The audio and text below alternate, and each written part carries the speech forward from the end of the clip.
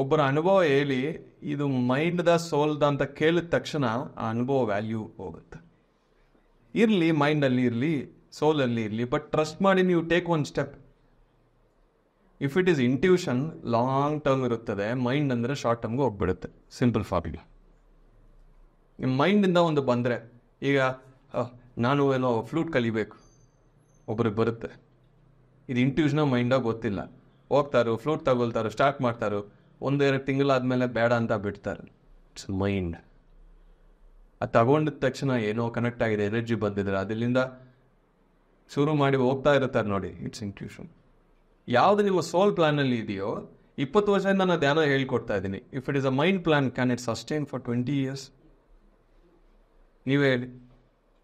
20 ವರ್ಷ ಪ್ರತಿಯೊಬ್ಬರಿಗೆ ಶ್ವಾಸದ ಮೇಲೆ ಗಮನ, ಧ್ಯಾನ, ಇದೇ ಹೇಳ್ತಾ ಇದ್ಬೇಕಂದ್ರೆ ಇದೊಂದು ಮನಸ್ಸಿಂದ ಬಂದಿದ್ರೆ ಆಗುತ್ತಾ?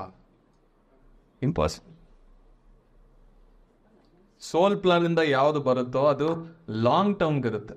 ಸಿಂಪಲ್. ಎಕ್ಸ್ಪೆರಿಮೆಂಟ್ ಮಾಡಿ ನೋಡಿ.